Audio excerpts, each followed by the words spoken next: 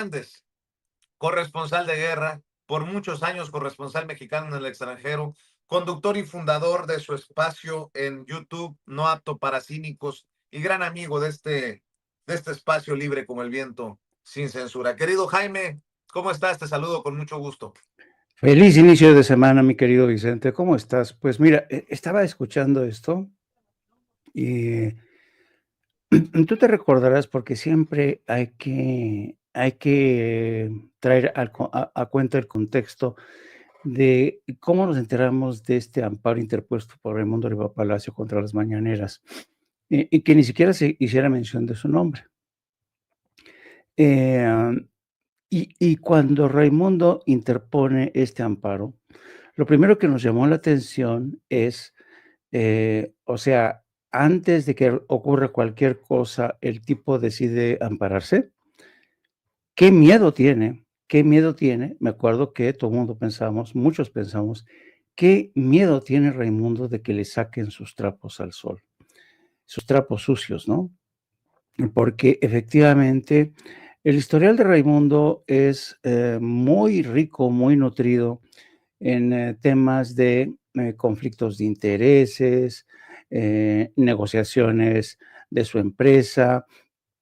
Estuvo al lado de los personajes más impresentables, más oscuros. De ser una promesa del periodismo cuando era joven, se convirtió en un operador de Carlos Salinas de Gortari, muy penoso, muy vergonzoso realmente. Y el tema es que tú sabes que yo conozco muy bien a Raimundo, conozco su trayectoria. Si hay algo que tiene Raimundo es su codicia. Es un personaje tremendamente codicioso, sumamente egocéntrico, tremendamente egoísta. Es uno de los seres humanos más egoístas que yo he conocido en mi carrera. Un ser humano que eh, se encumbró.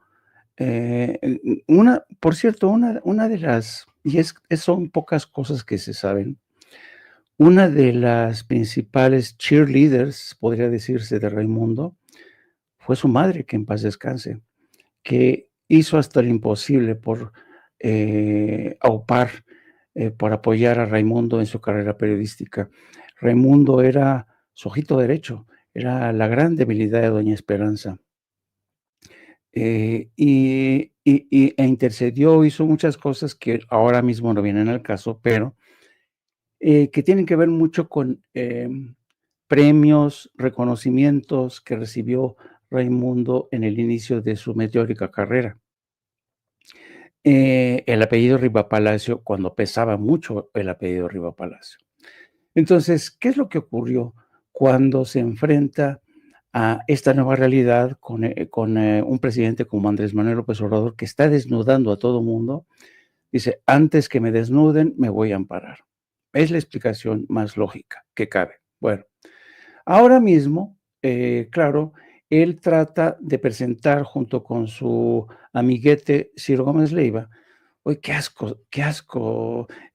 Yo recuerdo cuando Raimundo era joven, era un periodista prometedor, no, no, no, no, no, muy aguerrido, muy combativo, pero verle terminar como compadre de Ciro Gómez Leiva, como fixer de Carlos Salinas de Gortari, dices uno, Dios mío, pero ¿cómo se perdió este muchacho?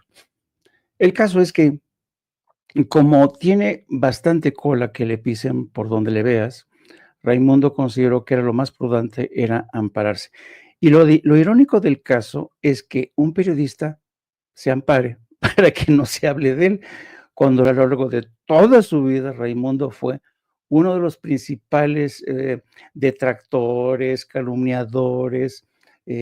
No, no, no, le inventó, no te imaginas la calidad de columnas, de tremendo, se metía con todo el mundo. Pero no te metas conmigo porque tengo un amparo, ¿no? Entonces, esto te habla del tremendo temor que tenía ya Raimundo.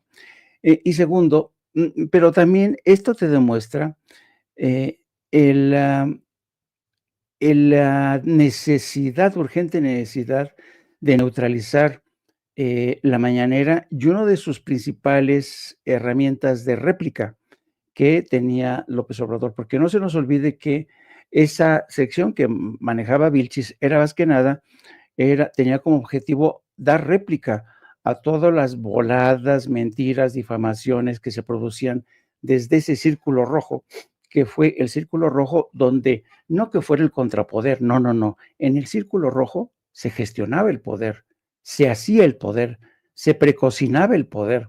Y cuando perdieron desde ese círculo rojo esa potestad, imagínate.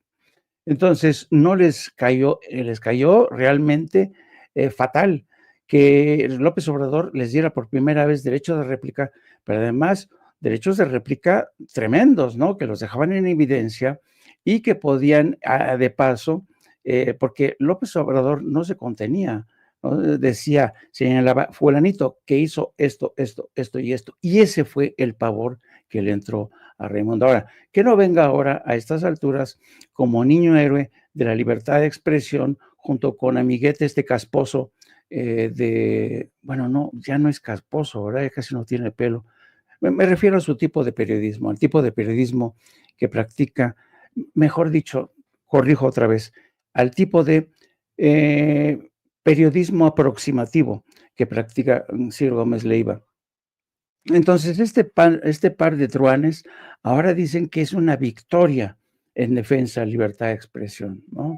Cuando la libertad de expresión precisamente consiste en, porque esto ha sido clásico de los periodistas. Los periodistas parece ser que tienen todo el derecho del mundo al indagar en la vida de los políticos, con la excusa de que ellos es la obligación no pactar con el poder, ellos no le aplauden el poder, ellos denuncian los abusos del poder, ¿no? ¿Cuántos abusos del poder habrá denunciado, por ejemplo, López Dóriga después de que le retacaran el hocico de billetes en el sexenio de Peña Nieto, con 250 y tantos millones de pesos? ¿Y cuántos le chorrearían a Ciro Gómez Leiva, entendiendo que López Dóriga, de acuerdo a aquella investigación publicada en Contralínea por Nancy Flores, ofrecía insertar esas opiniones, esos editoriales en programas como el de Ciro o el de Oscar Mario Beteta? Pregunto nada más porque soy mal pensado, mi querido Jaime. A ver, yo pregunto, ¿qué nota o cuál trato le darán en Radio Fórmula, en Televisa, en Azteca, en Milenio, en Atypical TV, etcétera, etcétera, etcétera, a las dos noticias que circularon en redes sociales más importantes? Las dos noticias: el supuesto jet privado de López Obrador, que fue una noticia falsa de inicio a fin, porque resultó ser una nota del rey de España que se subía a este jet privado, nunca López Obrador, y este colaborador de Joaquín López Dóriga hasta miles de millones de pesos puso que se había robado López Obrador, y López Dóriga dándole vuelo a esto. Y la otra, la del yate de Felipe Calderón, que por cierto, suélteme las declaraciones de la presidenta para comentarlo con Jaime, porque van a decir, desde el poder continúa el ataque contra el pobrecito expresidente de México, Felipe Calderón. ¿Qué necesidad de Claudia Sheinbaum de llamarlo espurio? Suéltelo, Ceci, por favor. Entonces, tienen un expresidente conservador que además dejó la guerra contra el narco, que llegó a la presidencia con un fraude electoral. Es más, ni expresidente se debería llamar. Digo, sí ejerció la presidencia, pero fue un presidente espurio, porque llegó con un fraude electoral a la presidencia de la República. Y como entonces, y ahora goza de andar en yate. Y no solamente él, también estamos hablando frente a un presidente legítimo que está en el corazón del pueblo de México y que hizo un compromiso que era retirarse de la vida pública hasta que se publicaran sus libros, por lo menos que se conocieran sus libros, Pues dos proyectos de nación, dos visiones, dos personas completamente distintas. Y la verdad es que el pueblo de México ya los juzgó. De hecho, serían 4, 5. Porque nada más, no, la pregunta iba enfocada. Qué bueno que lo dice así la presidenta Claudia Sheinbaum, porque aquí he dicho que hay un intento de calderonizar a López Obrador, de meterlo en el mismo costal. Y nunca más importante preguntar, así como Chicoche, ¿quién pompó? Creo que no hacemos mal por preguntar quién pompó, quién le prestó, quién le compró, de quién es el yate en el que estaba Felipe Calderón, si era un favor. Ya lo declaró Margarita Zavala, que también estaba en el yate, legisladora en funciones en nuestro país. En fin, hay tantas cosas ahí, Jaime. Sí, mira, es que tiene tantas aristas esta historia. Primero, yo no sé si te das cuenta que Felipe Calderón, dicen que parece como que está enfurruñado, pero se da cuenta que está siendo grabado. Ahí se percata de que alguien lo está grabando. Por eso se muestra molesto, ¿no? Porque ha sido descubierto. Miren, fíjense bien, ahí se da cuenta de que lo están grabando. Y se da cuenta de la importancia que tiene, que van a tener estas imágenes y el impacto. Se ve inmediatamente que cae víctima de la preocupación. No así Margarita, que sale de los fondos de este yate impresionante. Bueno, pero aquí hay varios temas. El primero, que creo que es el que más nos interesa a todos nosotros, es saber quién pompó. Efectivamente, ¿pertenece a Felipe Calderón esa embarcación? ¿O acaso se la prestó alguien de la nobleza real? ¿Alguien del Partido Popular? ¿Quién? Seguramente este va a ser el argumento que va a tratar de dar Felipe Calderón para seguir con esta historia que le vendió a Carlos Alarraqui de que él vivía humildemente en un pequeño apartamentito, un apartamentito canijo de 70 metros cuadrados, allí en Madrid, pobrecito, que andaba en bicicleta. Tremendo, cómo ha progresado Felipe Calderón, de andar en una bicicleta por las calles de Madrid a una embarcación lujosísima. Pero fíjate, hay otro segundo elemento aquí. Tú sabes que en España importa mucho la imagen. Importa mucho la imagen porque la gente te trata según te ve. Y tú sabes que en España hay esta tradición, en España se le dice fardar, fardar. Vamos a fardar. Fardar es presumir. Entonces les encanta fardar, les encanta presumir. Tú sabes que una de las principales actividades que seguían los medios de comunicación en España eran las regatas del rey Juan Carlos, a bordo de su yate Bribón, ¿no? Así le puso, Bribón. Por cierto, habría que ver cómo le puso Calderón a su yate. Le puso que malandro, le puso Borolas, le puso Margarinflas. ¿Cómo le habrá puesto Felipe Calderón a su yate? Bueno, el caso es que los españoles viven fascinados con estas historias. Es decir, quien tiene dinero, quien tiene poder, tiene que tener necesariamente un yate, porque si no, no eres nada. Entonces, es también importante mencionar esto. Si no tienes un yate, si no tienes esta posibilidad de en época de vacaciones salir a fardar con tu yate, no eres absolutamente nadie.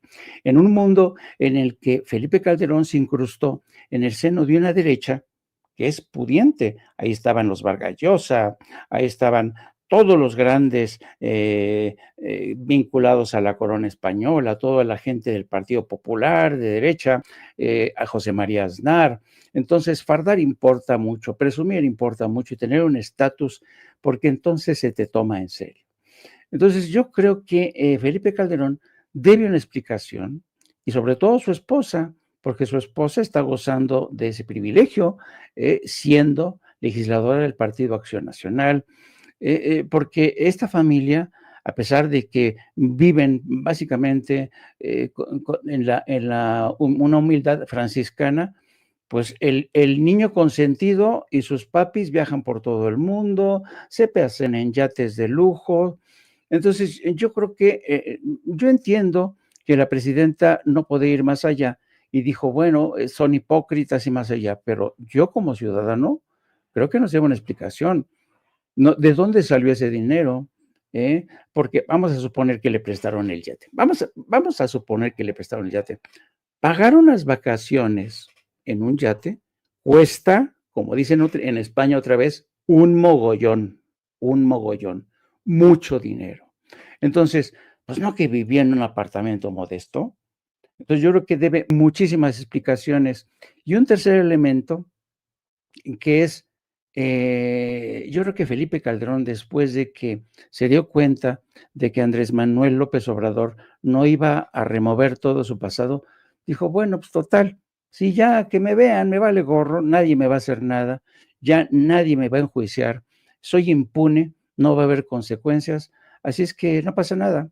Y es el problema estábamos hablando pero también estábamos hablando de López Dóriga. Estamos hablando de todos estos personajes que se enriquecieron a expuertas. López Dóriga es quizá el periodista más cínico que yo he conocido en toda mi vida. Era un periodista que cuando le decías, me acuerdo esa vez, ese episodio que he contado una vez que veníamos de regreso los dos en un vuelo papal, creo que el primero, la segunda visita de Juan Pablo II a México, a mí me habían regalado un libro no me acuerdo quién, pero en donde se narraban las corruptelas de todos y cada uno de los periodistas. Venía Reyes Razo, venía López Dóriga, y entonces yo venía leyéndolo, ya me subo al avión, y entonces me encuentro con López Dóriga, y me dice, ¿qué lees? Le digo, híjole, mano, no, aquí dice que te metiste no sé cuánto dinero, man, ya ni jodes. Dice, a ver, déjame ver. Dice, no, hombre, están pendejos, se quedan cortos, me metí más. Así era de cínico y sigue siendo Joaquín López Dóriga, porque sabe que no le va a pasar nada absolutamente. Estos periodistas han gozado de una impunidad tremenda.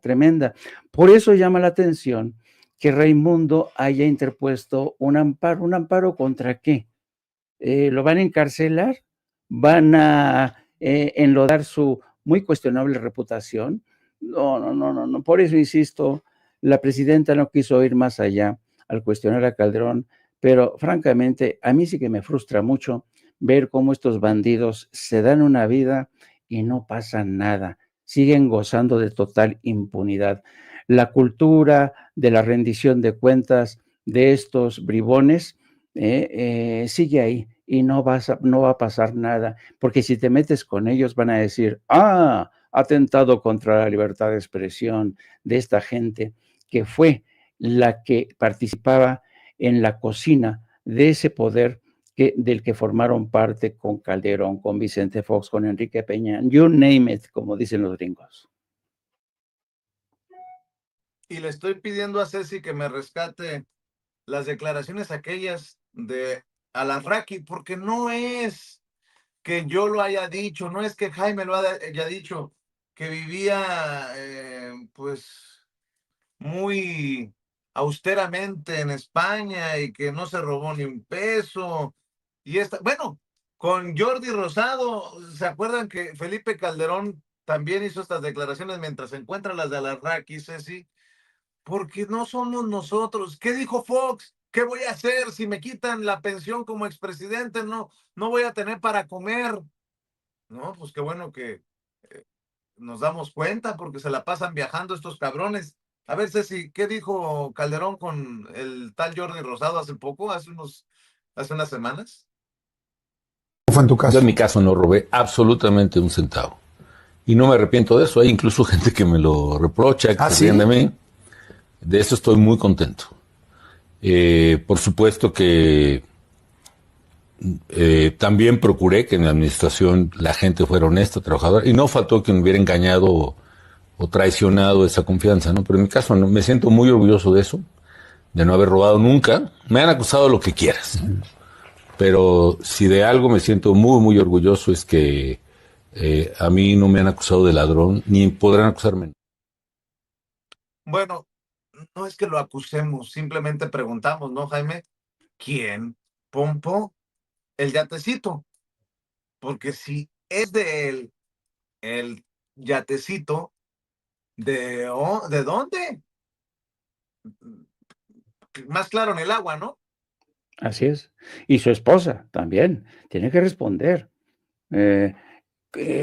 Señora diputada, a propósito de las imágenes tan hermosas que le vimos a usted paseando, dándose un garbeo en ese yate tan hermoso, ¿nos podría decir cuánto le costó a su esposo ese yate?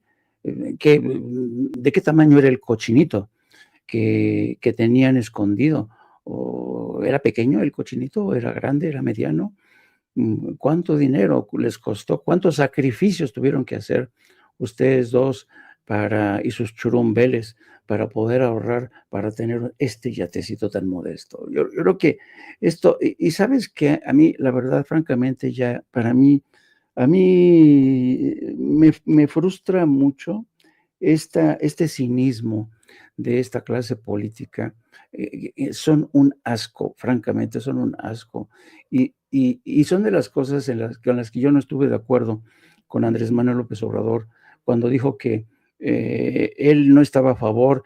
¿Se acuerdas cuando habló del famoso punto final para referirse al punto final que decretaron en Argentina los militares, que ya no se nos juzgue por todos los crímenes que cometimos, crímenes de lesa humanidad? Pero acá tampoco, dice, no, voy a seguir el consejo de una ley de punto final para no, pero uno de los principales argumentos o razones por las cuales el presidente López Obrador ganó en las elecciones del 2018 era por esta sed de rendición de cuentas contra estos ladrones. Pero nos hemos dado cuenta que el haberles permitido que se fueran de rositas sin pagar las consecuencias, pues seguimos viendo esta forma tan cínica con la que se siguen manejando políticos del PAN, esta forma en la que los miembros del cártel inmobiliario se han convertido Madres Teresas de Calcuta defendiendo a las madres desaparecidas con su veladora. Entonces, hemos llegado a un punto en que mientras no haya rendición de cuentas, mientras siga habiendo impunidad, pues no vamos a ir a ningún lado. De ahí la importancia de las elecciones del próximo 1 de junio, querido Vicente. Por eso estoy consternado por declaraciones como esta del Al-Raqui. A ver, Ceci, por favor, suéltelas. Mira, se me hizo el corazón así, chiquito, porque Felipe no robó un quinto, y eso sí me consta, ¿ok? Y por no robar un quinto le quitan la pensión y el presidente vive como cualquier clase media española.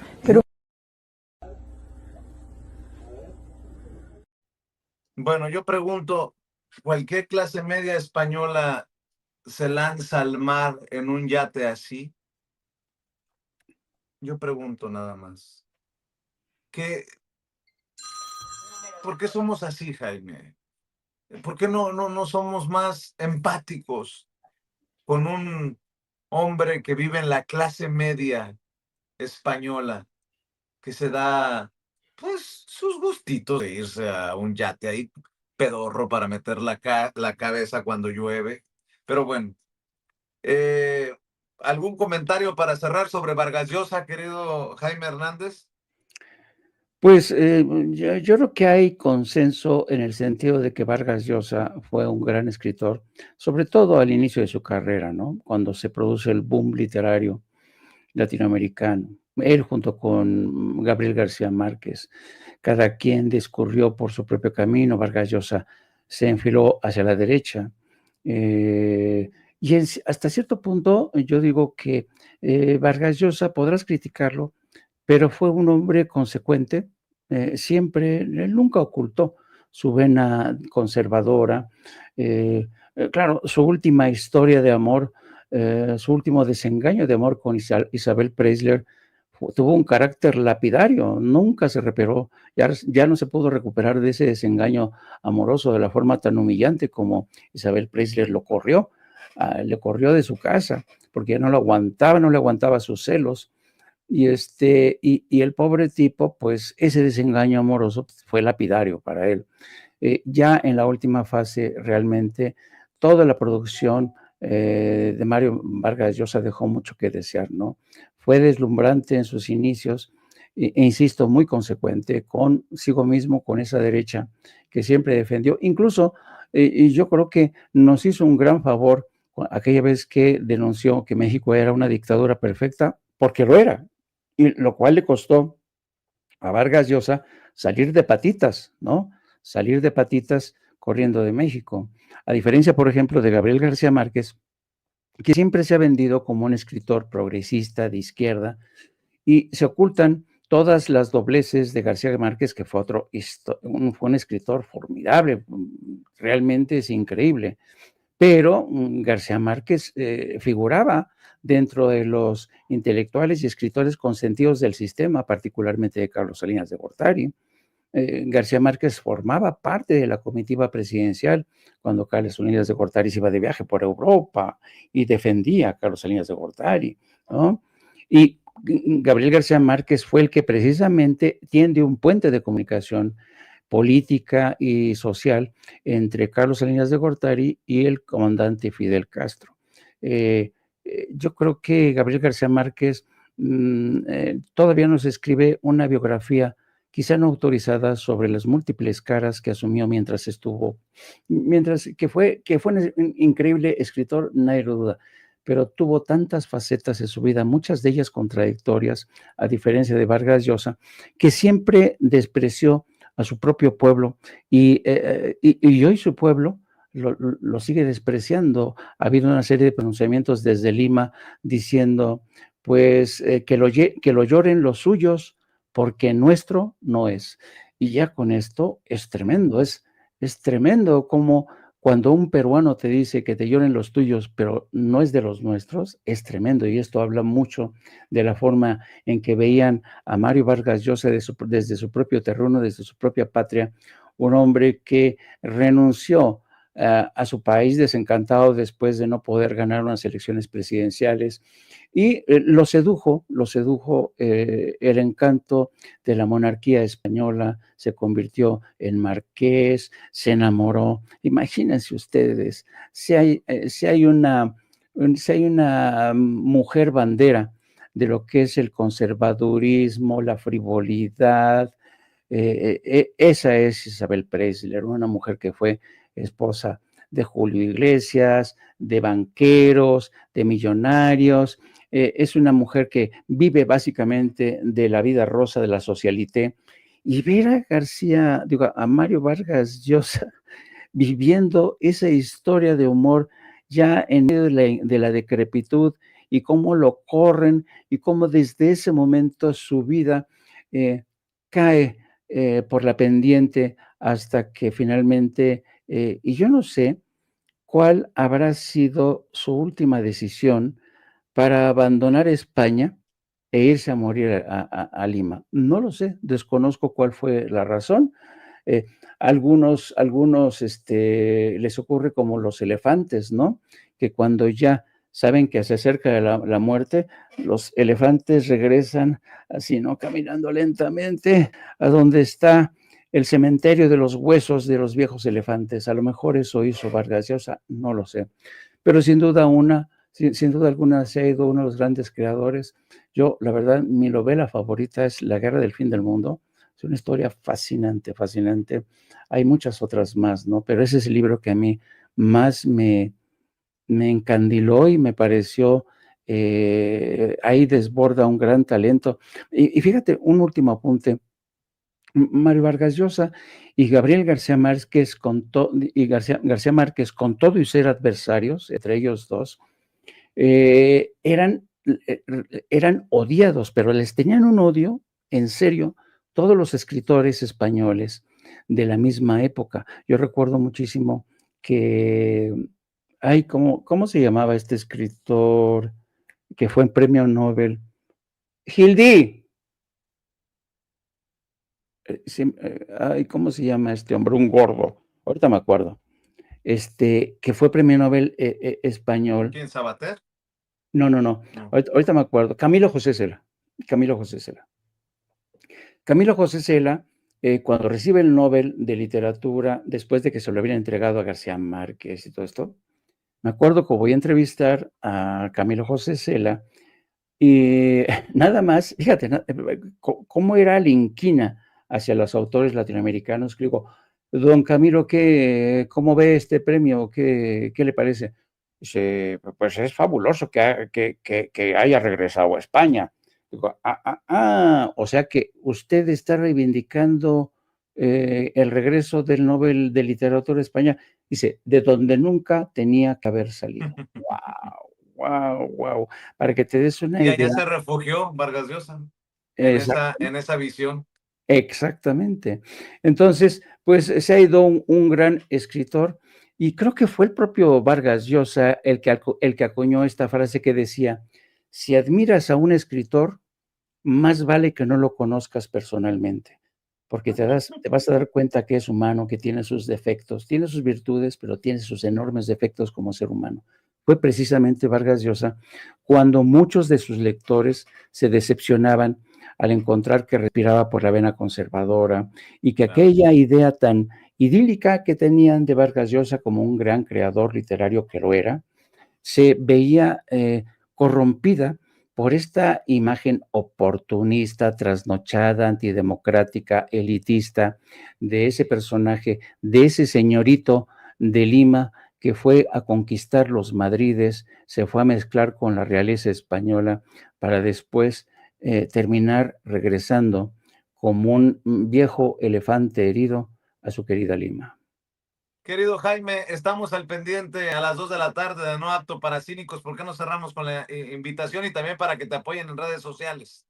Muchas gracias, querido Vicente. Nos vamos a partir de las 14 horas en Opto para Cínicos. Vamos a hablar del yate, pero también del resultado de las elecciones en Ecuador, un resultado que ha dejado a todo el mundo que haya acontecido, de la participación que ha tenido la CIA, el gobierno de Estados Unidos, muy activa para obtener esos resultados que atufan a fraude. Nos vemos en punto de las 14 horas y a las 19 horas con Norman Pearl y el maestro Paco Cruz. Por cierto, en la mañana el maestro Paco me dijo que me había ido de vacaciones, cosa que es mentira, y me dijo otra vez que tenía secuestrado a su gallo. Te quiero decir, Vicente, que esta mañana estaba yo dándole de almorzar al gallo y luego lo llevé a sus clases de patinaje porque me dijeron que tengo que llevar a clases de patinaje al Brian porque necesita tratamiento de verse en libertad y que ya nadie lo moleste. Así es que voy a estar llevándole estas mañanas a su clase de patinaje al Brian. Bueno, that's horrible, como dice tu camiseta, mi querido, No, mi querido Jaime. That's a horrible idea. Oye, dice, te mando un abrazo. A ver. What time? sí, es una idea horrible. ¿A qué horas nos vemos?